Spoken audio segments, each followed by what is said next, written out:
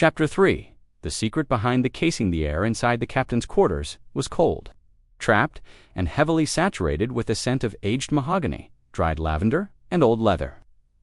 Ethan held the brass lantern high, the golden light washing over a massive dust-covered sea captain's desk that sat bolted to the floorboards. In the corner, Arthur Vega's old mahogany bunk stood perfectly stripped of its linens, its heavy curtains tied back with faded velvet ropes. The ship rolled with a long, slow sigh against the dock, causing the timbered joints of the room to creak in a low, ghostly rhythm. "We shouldn't be down here, Ethan," Noah whispered, his eyes darting to the shadows dancing across the wood paneling. He kept his back near the companionway door, his hand resting on the heavy frame. "This place feels like someone is still waiting for the Commodore to come back." "It's just dust and memory, Noah," Ethan said quietly, though his own chest tightened. As he stepped toward the side of the bunk, nestled right against the head of the bed frame was Captain Vega's personal nightstand. It was a sturdy, dark wood cabinet with brass handles shaped like anchors, its top scarred with circular rings from old tin cups and candle wax. Ethan set the lantern down on the desk, kneeling in front of the cabinet. He reached out and tugged. On the brass ring of the top drawer, the wood groaned, sliding forward an inch before grinding to a hard, stubborn halt. "It's warped from the salt air," Noah remarked, stepping closer. "Leave it be before you break the handles off." "No, it's not." "Warped. Look," Ethan muttered, squinting into the narrow gap. "The tracks are completely clear. Something is jammed inside from behind." Ethan gripped the handle with both hands, bracing his boot against the base of the nightstand. With a sharp, controlled heave, he yanked the drawer backward. The old wood shrieked as the entire drawer tore free from its tracking, sending Ethan tumbling backward onto the floorboards. A heavy stack of old colonial logbooks and blank parchment sheets spilled out into his lap. "See? I told you," Noah sighed, shaking his head. "Now we have to clean all this up before Henry notices." "Hold on," Ethan said, his eyes locking onto the dark, empty cavity of the cabinet with the drawer completely removed. The yellow lantern light illuminated the very back of the nightstand casing. Over the years, because the drawer had been crammed entirely too full of official naval reports and charts, a heavy, thick piece of folded vellum had slid right off the top of the stack. It had fallen down the back gap, wedging itself perfectly between the rear wood paneling and the tracking frame. Ethan reached his long arm deep into the dusty slot, his fingers brushing against the rough, stiff texture of old parchment. He carefully pinched the corner and pulled it out. The document was wrapped in a thick layer of blue wax that had cracked with age. Bearing the official naval seal of Commodore Arthur Vega, Ethan carefully blew a thick layer of gray dust off the surface, revealing highly detailed, handwritten grid coordinates and meticulous structural drawings of an uncharted reef system just a few leagues north of Maitare. At the very bottom of the parchment, in Vega's unmistakable, sharp, elegant handwriting, were the words, "The Lost Vault of DeLeon enrichable by the Standard Line. To be left undisturbed until the bloodline returns." "Noah," Ethan breathed, his heart hammering against his ribs as he stared at the map. "Look at the dates.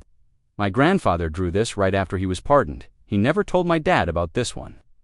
Before Noah could answer, a heavy, stumbling thud echoed from the main deck, directly above their heads, followed by a loud, groaning shriek of metal.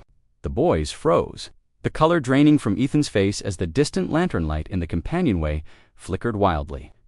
Chapter 4. The stumble in the dark, the heavy thud on the deck. Above seemed to vibrate straight down through the wooden timbers of the captain's quarters, freezing both boys in place. Ethan scrambled to his feet, instinctively shoving Commodore Vega's brittle parchment map deep inside the breast pocket of his linen shirt. He reached out and snatched the iron handle of the brass lantern, lowering the wick just enough to dim the golden glow to a narrow, faint sliver of light. "I told you we shouldn't be down here," Noah hissed under his breath, his stocky frame tensing as he gripped his iron wrench tightly. He pressed his back against the bulkhead near the door, his eyes wide as he strained to listen through the heavy silence that followed. That sound didn't come from the pier.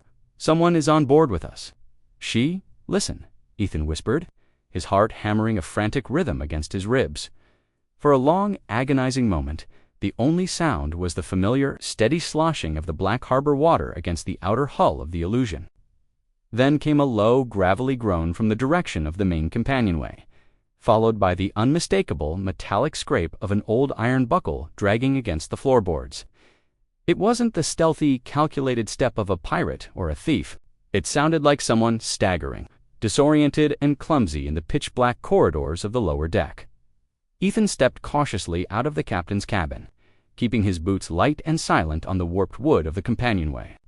Noah followed a half-step behind, his knuckles white around the iron wrench. They moved past the dark, empty officers' berths, navigating by the faint, silver moonlight filtering down through the main deck grates above. The air grew heavier here, smelling less of dried cedar and more of stale tobacco, dried kelp, and wet hemp. As they reached the base of the ladder leading up to the main deck, the lantern light caught a large, dark shape collapsed at the bottom of the steps. "Noah, bring the light closer," Ethan urged softly, kneeling down into the shadows. The dim yellow flame illuminated a pair of heavy leather boots, a navy blue wool waistcoat, and a tangled mess of dark hair. It was Port Master Henry. He was lying. On his side, his breath coming in slow, heavy rasps that smelled faintly of pipe tobacco, and the bitter tonic he drank for his headaches. A massive, iron-rimmed ledger lay splayed open on the floorboards next to him, its heavy parchment pages crumpled beneath his shoulder. "Uncle Henry," Ethan breathed, reaching out to gently shake the older man's shoulder. Henry let out a sharp, sudden gasp. His head gave that familiar, violent, jerky movement, a sharp twitch that sent his dark hair flying across his forehead as his eyes snapped wide open in the gloom. He stared blankly at the two boys for a few seconds, completely disoriented, before his hand flew to the back of his skull, wincing in agony. The main deck seam," Henry muttered, his voice cracking with exhaustion and pain as he tried to sit upright. He leaned heavily against the wooden ladder rung, his head twitching again as he blinked against the lantern light. "I was inspecting the forward hatch seals. Hit my blasted head on the low beam. Confound it, boys. What in the name of the kings? Navy, are you two doing aboard the Illusion at midnight?" Ethan and Noah exchanged a panicked, silent look in the dark. The secret map was burning a hole inside Ethan's breast pocket. And the portmaster of my terror was staring right at them, demanding answers